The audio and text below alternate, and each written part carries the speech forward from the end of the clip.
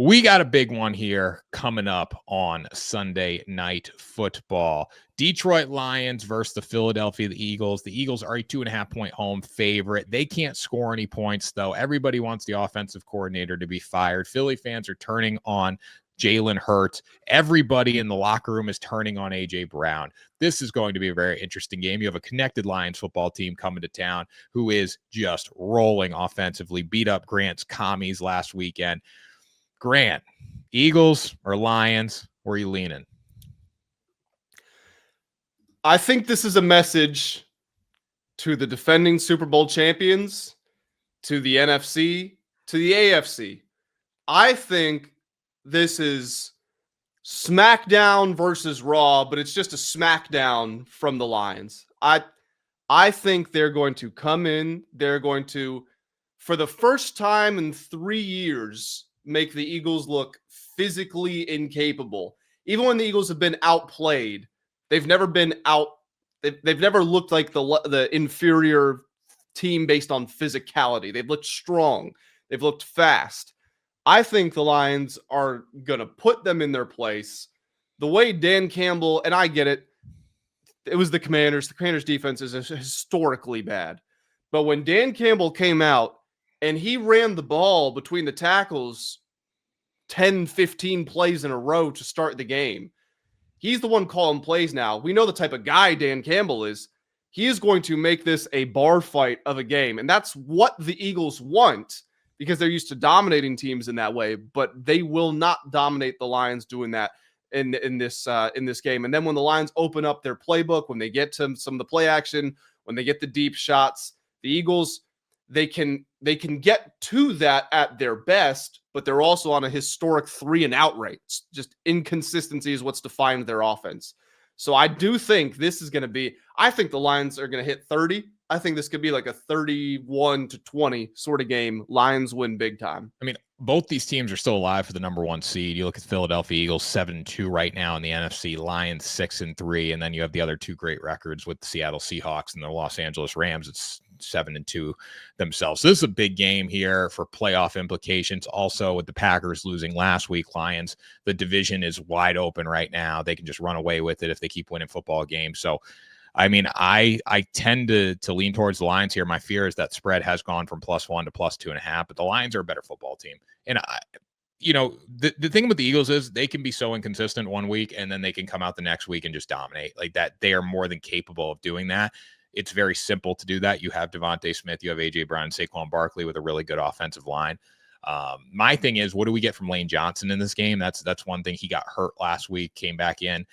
Is he going to be full go? Is he going to be ready to go here? What are you going to get from just a passing game perspective? Are they going to be able to get the ball downfield to A.J. Brown? If they don't do that, I don't think they stand much of a chance of beating the Lions because Detroit is going to score in this game. So I'll take the Lions to win outright, +120 right now. I got 2 player props in this one. The first one, I'm going to take the Jalen Hurts over. It's kind of the same logic I was looking at with a Bo Nix line earlier. Over 203.5. That's a very low line, and I get it. Jalen, he hasn't warranted a high line. He had 183 last week, 179 before that.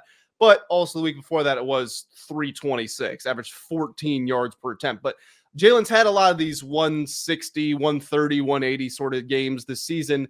If the Lions are going out there and they're doing what I think they will do, you have to move the ball down the field. You just, there's no way around it.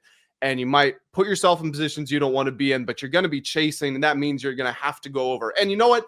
If I'm wrong, if I've got this wrong and the Eagles win the game, I still think there's pressure on Jalen with A.J. Brown making those comments on the stream, with just some of the issues in the locker room, with the offense being as inconsistent as it has been. There's still pressure on Jalen to throw the ball. So I think he can go over no matter how the game plays out.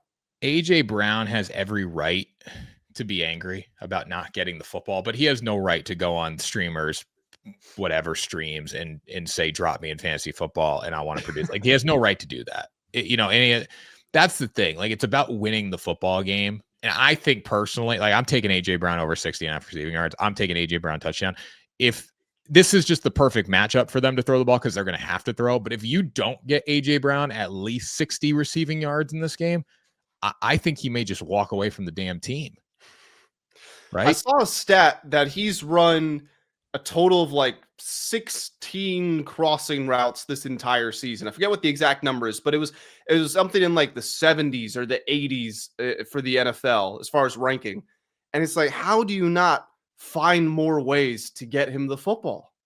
I don't know. He's that good. Like he is that he's a specimen, and they Well, can't get him the ball. coming into this year, I was, during the offseason, we got to find fun things to do. So we did things like receiver rankings.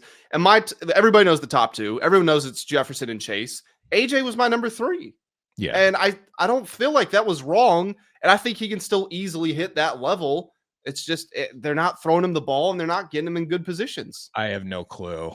I genuinely don't know how they aren't. You just throw the ball up to him. He's going to go make plays. He's AJ Brown. Jalen's biggest games where he's looked good, he's just chucked up the deep ball. And you can say what you want because that's still not very inventive, and you're relying on. It's not even that Jalen's doing a great job. I mean, the deep ball has always been his best pass, but like it's not like Jalen's identifying, oh, this is the perfect throw. I'm going through my reads and everything. No, he's just kind of like, I've got Devontae Smith and I've got AJ Brown. So if I put it up there, they're going to win the jump ball. And that's what's happened in his best games. I think the issue with the Eagles offense right now is they're still thinking it's 2024 where they can just live with Saquon Barkley running the football in the run game. And they can't. Like Saquon Barkley is not as effective. He made a great play the other night, which put them in a position to ultimately win the game on a screenplay or just a whatever. Yeah. I think it was, but it was, you can't win without throwing in the National Football League for the most part. And they're trying to do that. And I don't know why. Like Jalen can still throw the ball. He's not a terrible passer, and they're just not using him in that area. Yeah, it's not. Please, Hurts is a lot better than Justin Fields, but I did feel that way about Justin Fields. I was looking at it at halftime last night. He had 23 passing yards at halftime last night, and I was looking at it going, 3 of his last 4 games, he had 54 or fewer passing yards, and he's got 23 at halftime. It's like, he could be as bad. He could be the worst quarterback in NFL history. Yeah. He can throw for 150. He can throw for 170. You are doing something to prevent him from getting to where he's trying to go. Yeah, you're not calling the right plays. You're not. Yeah. There's an issue with the play calling. And I get it against the Packers maybe a little bit more because this is a defensive battle and you don't want a big mistake because one mistake is going to end the game pretty much. But for the most part, if you're in a back and forth game, like you got to throw the ball a little bit. This week, we're going to have to see that. Another play I'm going to go with, Grant, Dallas Goedert over 37.5 receiving yards. Dallas Goedert I think he has more receiving yards than AJ Brown on the season. It's pretty damn close. I can check for you. I think he's got 332. I thought AJ Brown was in that 300 range as well. Might have been low 400. Yeah, AJ's got 408. Yeah. Goddard's got 332. All right, so that's embarrassing. But AJ Brown or Dallas Goedert had 43 yards against the Packers. He had 110 against the Giants. Up and down, big game, slow game. But I do think that's the one guy that seems to get a lot of targets. I mean, 6, 3, 3, 11, 9. They target him a lot. He's the safety valve for him. So I think this is a spot where he's going to have a pretty big game.